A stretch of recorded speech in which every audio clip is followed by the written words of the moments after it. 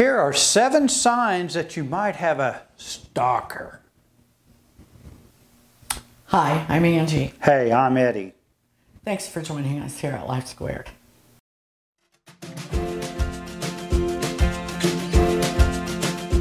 Welcome to Life Squared, brought to you by the Perfectly Imperfect Network, from imperfect folk everywhere.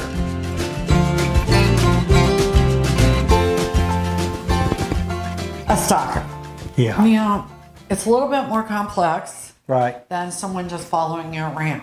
Sure. Because we have, in this day and age, we have, cyber stalking, we have all sorts of ways to stalk somebody. And all states have stalking guidelines and laws. Yeah. So please understand that. Stalking is a mental problem. Yep. Okay, I'm going to go just short of calling it a mental illness, but usually that is involved. For this episode, we're sort of using Idaho's laws and outline for what is stalking. Yep. Mostly because it was laid out pretty nicely, but most all states are pretty much the same. You so bet. you find your state. We have both had incidents of stalking before. Yes, we have. And so it is uncomfortable, it's scary, and it's annoying. Yeah, it is. And what you have to do is one of your favorite lines, nip it in the bud. Nip it, nip it. It just gets worse and worse. And how they define stalking is when a person willfully or maliciously and repeatedly follows or harasses another person. Okay, in the beginning, this is step number 1. They gather information. They talk to your friends, they talk to your family, they talk to your employee, neighbors, they follow your online presence. They're constantly following you. They're like a private eye. They're They digging don't up everything they can on you. Exactly. They're not necessarily getting in the car and sitting out in front of your house. Right. Okay, so know that they're gathering information. Yes, and they are. this is wrong. They are sometimes invading your privacy Yep.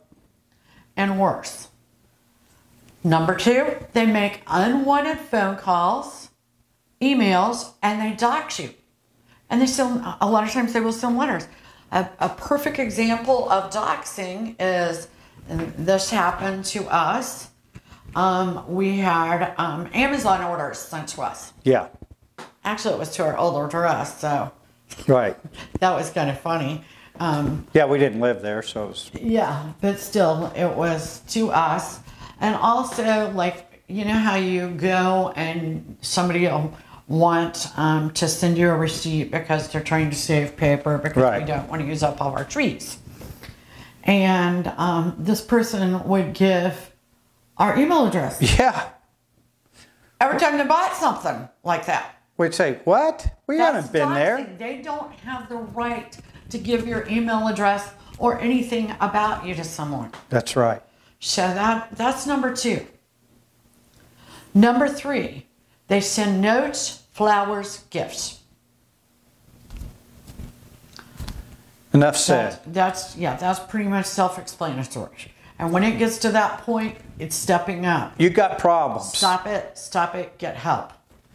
Number 4, they start using others to convince you that you need to have a relationship with them. Right. Okay? They will use your children, your kids, your family, your children, your kids. Yeah. Yeah, those are both the same thing. We call those reinforcements. Yeah, we do.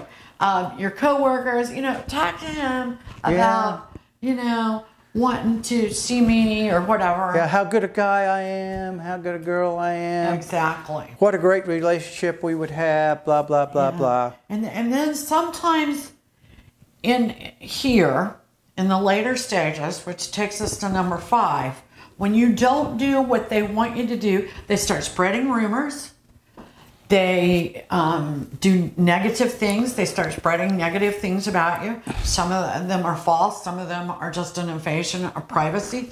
Sometimes blackmail starts in. Right. They go on the attack. Extortion. Yeah. Blackmail. And here you have it stepping up into a situation that might become violent. So don't slough it off. Don't pretend it's no big deal. It's not a game. It is not a game. It's dangerous. Number 6, here's where it comes. They make direct or indirect threats. Yep. Again, we've had this happen. Yes, we have. Where they, somebody comes out of nowhere and says, so-and-so says they're going to kill you, or they're going to hurt you, or they're going to do this to your kids, or blah, blah, blah. Yeah. And you really need law enforcement at that point, if not an attorney, and an attorney can send the cease and desist. Cease and desist orders, but there are also other measures they can take. Right. Number 7, they just coincidentally show up where you are. If they are coincidentally showing up at the gas station where you buy gas, or the restaurant where you eat, or the coffee shop where you are, a little too much, you know what? It's not an accident. It's not a coincidence, Yeah, there's very rarely coincidences No. anyway, so you need to think about that. But stalking is dangerous. Yes. It is a behavior that may start out just as something you believe is just an annoyance, but it can quickly move into a situation that is very, very dangerous. If you think it's beginning to be weird or that they're stalking you, it's gone too far. Right. It's already too far. You've got to stop it immediately. Nip it, nip it, nip it. And this usually starts with obsession. Yes. And we're going to be doing an episode in the next few days about obsession. These two go hand in hand. You bet. Stalkers and obsession. Be safe. See you soon. Bye now. We really appreciate you joining us today at Life Squared on the Perfectly Imperfect Network. To get more content, please consider subscribing. If you have any questions or feedback, we'd love to hear from you in the comments section. Thanks for watching.